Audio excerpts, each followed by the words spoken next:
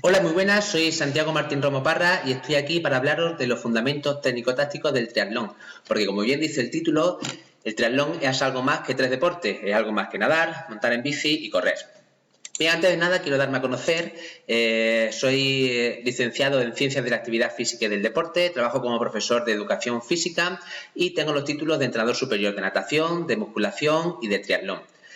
Mi vinculación con el triatlón la podemos definir de dos esferas. En primer lugar, como triatleta o deportista, llevo compitiendo ya varios años, desde el 2008, en numerosas competiciones, tanto a nivel regional, nacional o incluso internacional. Destaco como resultado, pues bueno, campeón de la Liga Extremeña de Triatlón en la temporada 2019, campeón de la Copa de Duatlón Cross en la temporada 2018 y finisher en 4 Ironman con un mejor resultado de 9 horas 28 minutos en el Ironman de Zurich. Mi otra vinculación con el triatlón es pues con mi vocación, que es la de entrenar. Pertenezco al cuerpo técnico del Club Triatlón Don Benito desde su fundación, he impartido algunos cursos de formación en la Federación Extremeña de Triatlón, pero sobre todo a lo que más tiempo dedico es al entrenamiento personal, es decir, a aquellas personas, triatletas, ciclistas o corredores que necesitan un asesoramiento individualizado y le dedico una planificación exclusiva para ello. Si queréis, cualquiera de vosotros puede ponerse en contacto conmigo a través de esta dirección de correo electrónico, santiago.mrp@gmail.com. Bien, hablando de triatlón, es importante conocer las distancias porque dependiendo de la distancia vamos a enfocar el entrenamiento y vamos a enfocar la competición de una forma u otra. Bien conocido por las distancias más cotidianas como es la Super Sprint o distancia promoción con 350 metros nadando, 10 kilómetros montando en bici y 2,5 corriendo.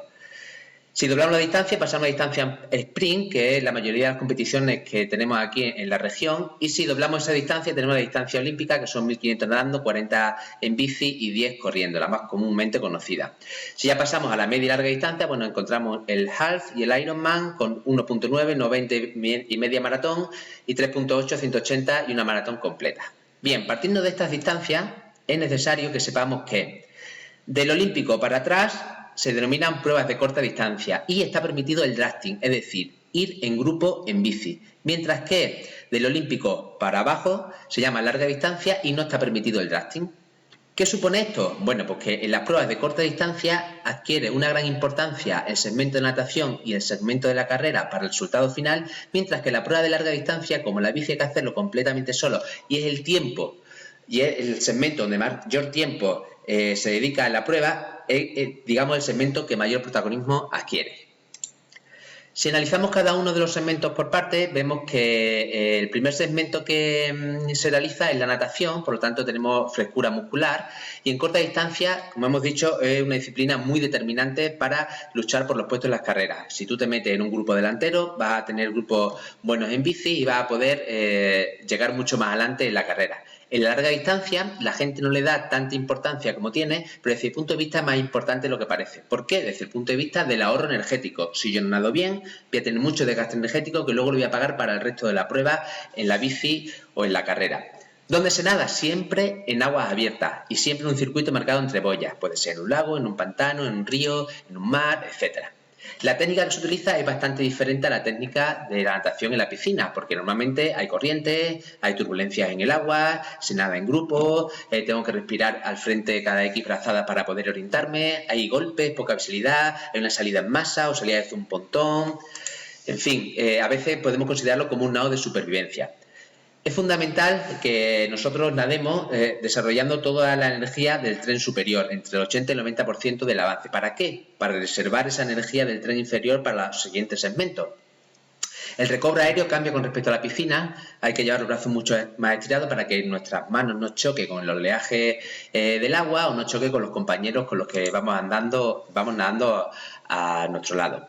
La táctica es bastante importante en la natación del triatlón. Hay que hacer una salida muy rápida hasta la primera boya, que se suele encontrar a unos 200 o 300 metros, para evitar el efecto embudo y ahí golpes, un taponamiento, no colocarte bien, te pueden hundir, puedes perder las gafas. Y luego, una vez que ya nos coloquemos dentro del grupo, tenemos que saber coger bien los pies, es decir, ir a rebufo del compañero en este caso adversario que tenemos delante, porque se puede reducir hasta en un 20% el gasto energético si voy a los pies de un compañero. Una vez que nos coloquemos bien en el grupo, pues mantener un nado estable durante todo el recorrido y tener esos cartuchos guardados para posibles cambios de ritmo y no quedarme descolgado. Una vez que se vaya finalizando el segmento de natación, bueno, pues ya explicaremos en las transiciones cómo tenemos que activar esas piernas para montarnos en bici con bastante irrigación sanguínea en el tren inferior. Si pasamos al segmento del ciclismo, bueno, pues es de vital importancia distinguir entre las pruebas de corta distancia, super sprint, sprint y olímpico, y las pruebas de larga distancia. En las primeras, al poder ir en grupo, podemos ahorrar hasta un 30% conforme mayor sea la velocidad de rodaje, mientras que en larga distancia vamos a ir siempre solos, por lo tanto todo el gasto energético que se vaya a hacer es el que vamos a sufrir nosotros mismos. En larga distancia siempre hay que tener una separación mínima de unos 10-12 metros con el adversario que tenemos delante, y para adelantarle disponemos de 15 segundos y una vez que lo superemos el adversario tiene que retroceder esos 12 metros y colocarse detrás de nosotros. Se puede hacer drafting, pero lo que nosotros llamamos drafting psicológico, es decir, tener una referencia pero no beneficiarte del rebufo que pueda generar. A nivel técnico-táctico, bueno, pues en la corta distancia es muy importante saber rodar en grupo, saber colocarte bien a rueda, saber coger una rotonda, saber hacer un giro de 180 grados, no quedarte descolgado, tener cuidado con el viento, con los abanicos, con meterte en la cuneta, hay que saber responder bien a los continuos cambios de ritmo. Mientras que en la larga distancia es todo lo contrario, tenemos que saber rodar en solitario, tener una buena posición aerodinámica, saber controlar el tiempo, saber controlar el ritmo constante y eficiente durante toda la prueba, saber alimentarse en la bici y evitar esos cambios de intensidad que lo que van a hacer va a ser un desgaste desproporcionado de nuestra energía. A nivel fisiológico, bueno, pues en la corta distancia se necesitan picos muy altos de intensidad, picos muy altos de consumo máximo de oxígeno, es decir, picos muy altos del techo de nuestra casa. Y además necesitamos gran capacidad de recuperación para volver a recuperar en el caso de que se necesite otro sprint. Apenas hay suplementación energética, pues las pruebas son cortas y con tomarte un gel, 2 geles o con tu bidón con bebida isotónica es suficiente, mientras que en la larga distancia la intensidad debe ser en las zonas medias, zonas de tempo, zonas umbrales. Y para ello es necesario una monitorización de esa intensidad, sea en base a la frecuencia cardíaca o sea en base al umbral funcional de potencia. Además, muy importante saber suplementarse de forma energética en la bici y tener una buena estrategia nutricional de cara a poder alimentarse cada X tiempo y X cantidad de hidratos de carbono. Si hablamos de la carrera, es el último sector y por lo tanto el que va a dar la posición final en una prueba de triatlón, y podemos decir que en la prueba de corta distancia es, digamos, el segmento más determinante, mientras que la prueba de larga distancia viene condicionado un poco por el desgaste que hayamos tenido en el sector de ciclismo. Si no hemos pasado de rosca, puede que lo paguemos en la carrera final, mientras que si llegamos con garantía suficiente a hacer una buena carrera, podemos tener buenos resultados. De una forma o de otra, es importante tener en cuenta que siempre vamos a correr en fatiga. ¿Qué significa esto? Pues que no vamos a tener nunca frescura muscular. No es lo mismo que cuando entrenamos, que tenemos la musculatura fresca, podemos tener las intensidades máximas que nosotros somos capaces de desarrollar. Aquí siempre va a tener un desgaste previo a la natación y después una congestión muscular derivada del segmento de ciclismo. Podemos utilizar dos tácticas de carrera. En primer lugar, correr en negativo, más propia de larga distancia, es decir, empezar en progresión y terminar a un ritmo y un estado estable, mientras que podemos también correr en positivo, es decir, bajarnos de la bici con frescura muscular porque hemos reservado la bici, porque hemos aprovechado el desgaste de otro y salir a tope para intentar desmarcar nuestro adversario y después mantener esa intensidad, o bueno, si nos vamos viniendo un poquito abajo, saber que contamos con esa distancia anterior. Aquí el drafting, bueno, pues sí está permitido, pero es más psicológico que fisiológico, es decir, el tener a alguien de referencia que nos vaya marcando nos puede servir, pero a nivel de aerodinámica poco resistencia nos puede proteger.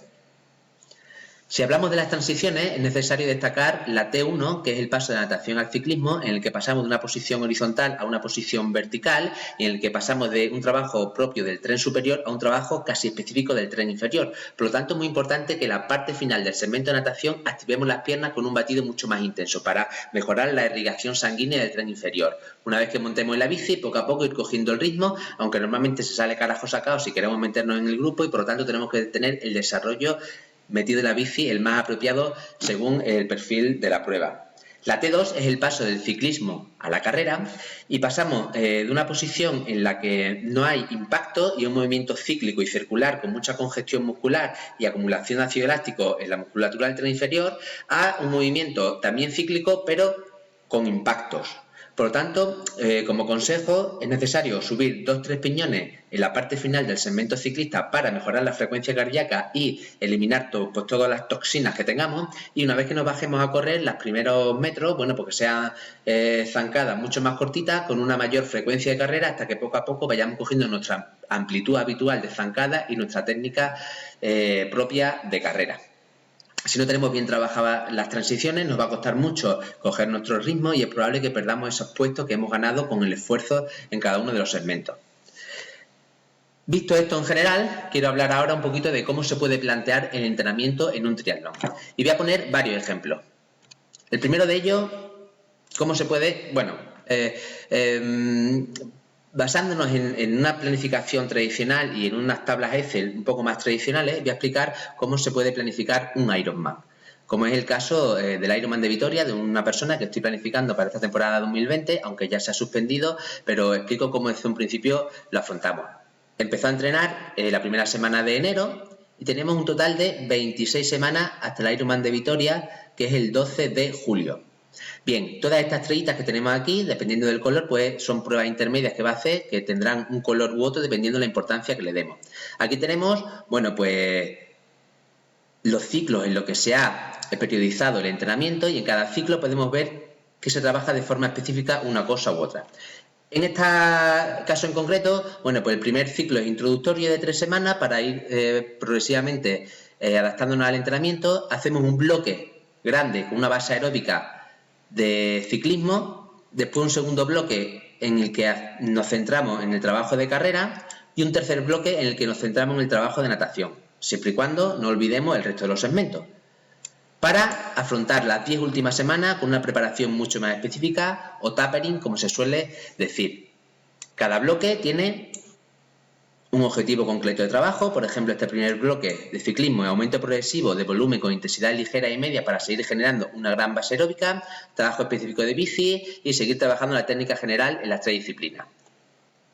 Aquí debajo podemos ver el número de sesiones por semana que se hace, el número de sesiones de natación, número de sesiones de bici, número de sesiones de carrera y número de sesiones de fuerza.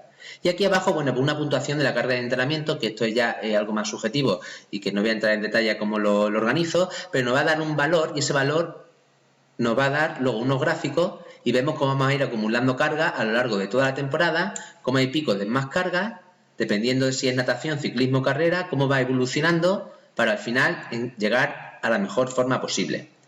Esta sería la carga total acumulada. Vemos cómo hay periodos de carga, de descarga, cargas, descargas y esa fase final. Bueno, pues esto luego se traduce todo en cada una de las disciplinas. Esto es la planificación general y aquí tenemos una planificación de cada uno de los segmentos. La natación, basando en esa planificación que hemos visto anteriormente, vemos los metros por semana que tenemos que nadar, la carga que tenemos que nadar y las zonas metabólicas que se trabajan en cada una de esas semanas. Por ejemplo, la semana 7... del 9 al 15 de febrero, pues sabemos que tenemos que hacer 12.000 metros, un trabajo de aeróbico ligero, aeróbico medio, de potencia aeróbica y de capacidad láctica. Aquí se distribuye la evolución de la carga a lo largo de la semana y aquí lo podemos ver gráficamente. Todo esto se hace igual con el ciclismo, cómo se distribuye esa carga en la bici y qué zonas metabólicas se trabajan en función de la semana, y exactamente igual con la carrera, que no tiene por qué coincidir. Aquí la carrera, el mayor trabajo se hace en el tercer periodo y donde veo más puntitos amarillos. Una vez tenemos hecho esto en nuestra tabla Excel, lo que vamos a hacer es traducirlo en sesiones de entrenamiento. Esta sesión de entrenamiento utilizamos la plataforma TrainingPeaks. Y vamos a coger, por ejemplo, uno de mis personas, las que entreno, Ronald Hernández, que está preparando el Ironman de Nueva York con el objetivo de obtener un slot para Hawái. Y aquí vemos que, por ejemplo, en la semana del 18 al 24 de mayo del 2020, esta es su planificación de entrenamiento. Pues la semana que viene pues tiene el lunes un trabajo de ciclismo de cadencia, 1 hora y cuarto, tiene un trabajo de ciclismo, trabajo sweet spot, carrera, natación, carrera continua, core, tempo, etcétera. Según ejecute el entrenamiento, lo sube a la plataforma y se le otorga un color u otro en función del grado de consecución. Aquí aparece en rojo porque no ha conseguido hacer este entrenamiento. Y una vez que lo hace, yo puedo introducirme en su entrenamiento, hacer un análisis y ver si las intensidades que yo le he pedido las ha alcanzado. Por ejemplo, este entrenamiento de ciclismo que consiste en hacer un entrenamiento de 4 por 5 minutos en subida entre el 88 y el 93% de su umbral funcional de potencia, 5 de recovery y 20 minutos de tempo, si lo ha conseguido. Y vemos exactamente que ha trabajado los intervalos que le hemos marcado, incluso un poquito por encima.